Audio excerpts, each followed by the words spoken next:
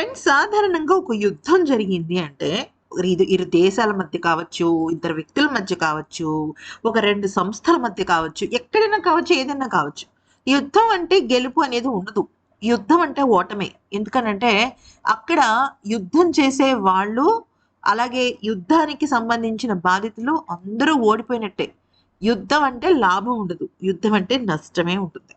కానీ ఇంత ఇంత తీవ్ర రూపం దాల్చిన యుద్ధంలో అంటే ఇరాన్, అమెరికా అలాగే ఇజ్రాయెల్ ఇంకా చెప్పాలి అంటే గల్ఫ్ కంట్రీస్ ఇలా దాదాపుగా ప్రపంచం అంతా కూడా ఇంచుమించు ఒకటి దాని తర్వాత ఒకటి వెళ్ళిపోతుంది చూసారా? ఈ సమయంలో ఒక విజేత ఈ ఈ యుద్ధం నుంచి పుట్టుకొచ్చాడు. అతను ఎవరో కాదు, వ్లాదిమిర్ పుతిన్. యెస్, మీరు వింటున్నది నిజమే. రష్యా అధ్యక్షుడు పుతిన్ ఈ యుద్ధంలో గెలిచాడు. అదేంటి? ఇప్పుడే చెప్పారు కదా! యుద్ధంలో గెలుపనేది ఉండదు. కేవలం ఓటమనేదే ఉంటుంది. యుద్ధంలో నష్టం అనేదే ఉంటుంది. లాభం అనేది ఉండదు అని అన్నారు కదా! అంటే యెస్, నేను ఇప్పటికీ అదే మాట మీద నిలబడతా. కానీ మ్యాటర్ ఏంటంటే పుతిన్ ఇప్పుడు ప్రపంచం మొత్తం అంతా కూడా ఒకవైపు ఉంటే పుతిన్ ఒక్కడే ఒకవైపు ఉన్నాడు.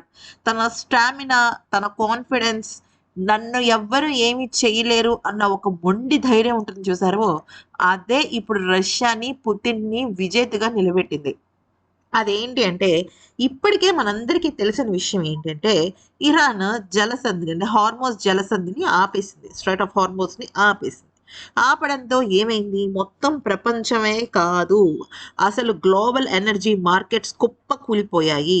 ఇరాన్ స్ట్రెయిట్ ఆఫ్ హార్మోజ్‌ని బ్లాక్ చేయటం వల్ల ప్రపంచ ఆయిల్ సరఫరాలో భారీ అంతరాయం ఏర్పడింది. ఎంత అంతరాయం ఏర్పడింది అంటే, ఒకానొక దశలో ఆ మార్గంలో కొన్ని లక్షల నౌకలు వెళ్తుండేవి. ఇప్పుడు కనీసం లెక్క పెట్టడానికి కూడా చాలా చిన్న లెక్కగా ఎళ్తోందనమాట. అక్కడున్న ఒక నౌకలు గానీ, లేకపోతే దానికి సంబంధించిన ట్రాన్స్‌పోర్ట్ కానీ. అయితే ఈ నేపథ్యంలో పుతిన్‌కి ఇది పెద్ద విజయంగా మారింది. ఎందుకంటే రష్యా ఆయిల్ ధరలు పెరిగి అతనికి భారీ ఆదాయం వస్తోంది. అంటే మార్చి 13వ తేదీ నాటికి US treasury secretary Scott Besant ఈ తాత్కాలిక అనుమతిని ప్రకటించాడు. అంటే అమెరికా పుతిన్ ముందు అంటే రష్యా ముందు తలదించింది, మోకరిల్లింది. నిజంగా చెప్పాలి ఈ మాటల్లో అచ్చమైన స్వచ్ఛమైన తెలుగులో చెప్పాలంటే ఇదే చేసింది. ఎందుకంటే బ్రెంట్ క్రూడ్ ఆయిల్ అనేది బ్యారెల్ ధర $100 దాటింది. ఆగస్టు 2022 తర్వాత ఇదే ఫస్ట్ టైం.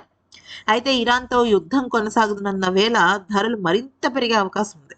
ఇక ఈ విషయంలో ఏం జరిగింది అంటే అమెరికా దేశం రష్యా పైన ఆంక్షల్ని తాత్కాలికంగా ఎత్తేసింది.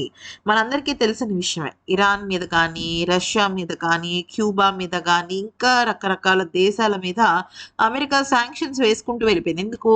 మిడిల్ ఈస్టర్న్ కంట్రీస్ నుంచి వాళ్ళకి ఆయిల్ వస్తుంది. ప్రపంచ దేశాల నుంచి వాళ్ళకి ఎక్కడా కూడా అంతరాయం లేకుండా అన్నీ చక్కగా చేతికొచ్చేస్తున్నాయి కాబట్టి, వాళ్ళకి నచ్చిన అలాగే వాళ్ళకి పగ, వైరం, కోపం ఇవన్నీ ఉన్న వాళ్ళ మీద మంచిగా శాంక్షన్స్ అంటే ఏంటి? వాళ్ళ పైన పూర్తిగా నిషేధాలు విధించుకుంటూ వెళ్లారు. కానీ ప్రకృతి ఒకటి అనుకుంటుంది.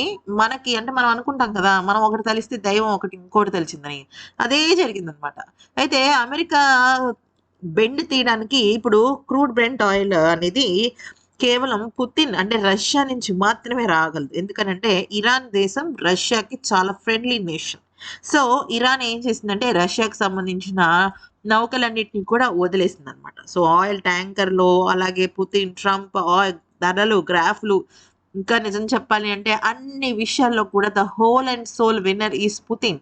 అయితే పుతిన్ ఇప్పుడు ఏకంగా కొన్ని కోట్ల రూపాయల డబ్బును సంపాదించుకుంటున్నాడు. అంతే కాకుండా ప్రపంచ దేశాలకి చమురు అందిస్తున్న ఏకైక కష్టకాలంలో, ఆపద కాలంలో ఆపద్బాంధవుడిగా కూడా మారిపోయాడు. మరి ఇంతకు మించిన విజయం ఏమైనా ఉంటుందా ఏదైనా యుద్ధంలో చెప్పండి? ఈ వీడియో నచ్చితే లైక్, షేర్ అండ్ సబ్స్క్రైబ్.